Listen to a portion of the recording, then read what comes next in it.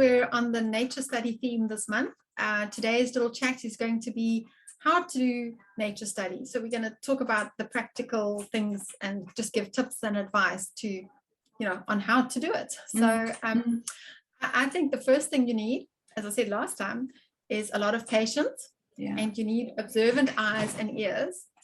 But then, of course, there are also some other things you can take along with you, such as a field guide to birds or trees or whatever it is that you're particularly interested in at a given time, and perhaps some binoculars, possibly your phone so that you've got a camera, especially for the children who struggle to draw something that's moving, as I encountered recently.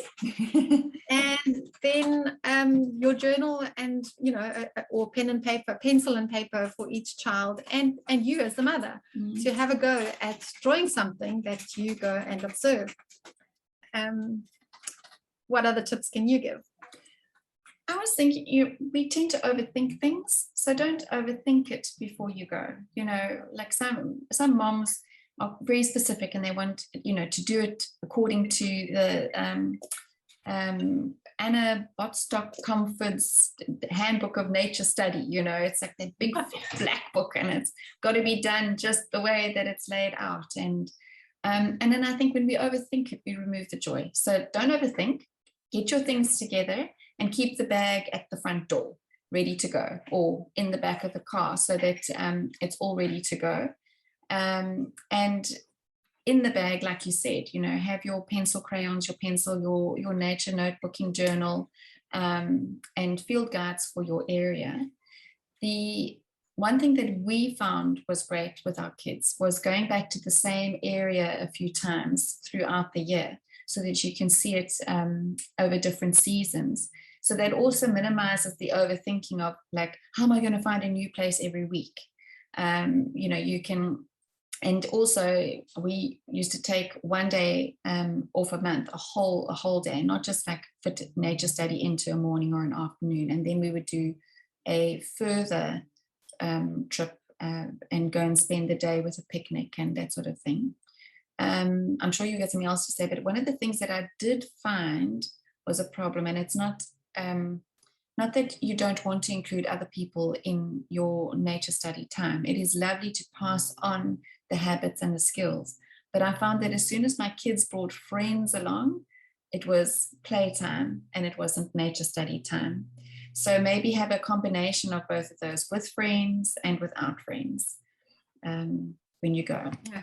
Very good practical advice from experience. I think the other thing, just to emphasize, and you did say it, but it's just that there isn't the perfect way to do it, and just starting baby steps.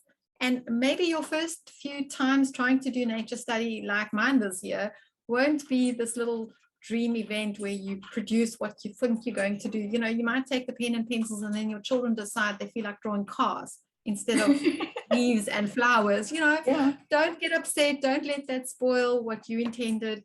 Even if it just means that you were lying outside doing drawings today instead of being at home, you've had time together, and just, see that as progress. Just do everything in baby steps, and don't expect, everything to be according to mrswhos.com book of nature study. Yeah, but anyway, Comstock or someone like that. So do it yourway.com.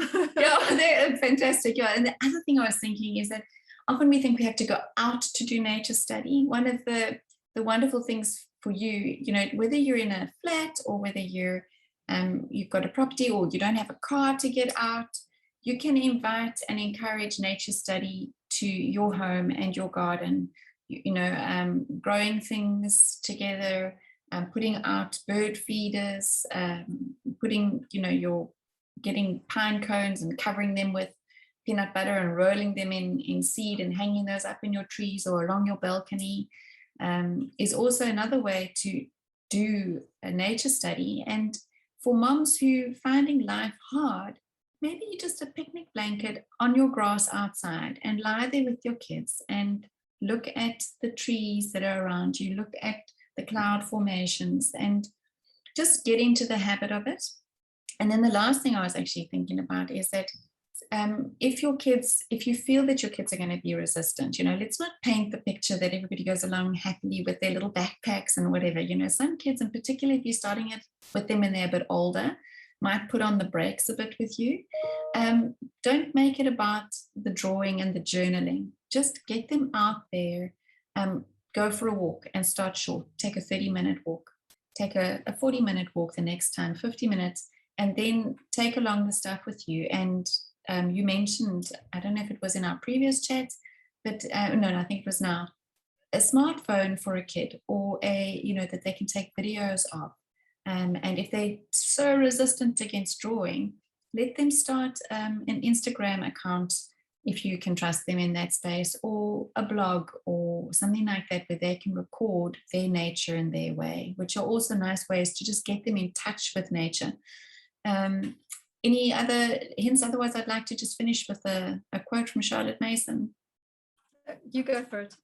So for moms with little kids, which a lot of our followers are young parents, Charlotte Mason says, in this time of extraordinary pressure, educational and social, perhaps a mother's first duty to her children is to secure for them a quiet and growing time, a full 6 years of passive, receptive life, the waking part of it, for the most part, spent outdoors in the fresh air.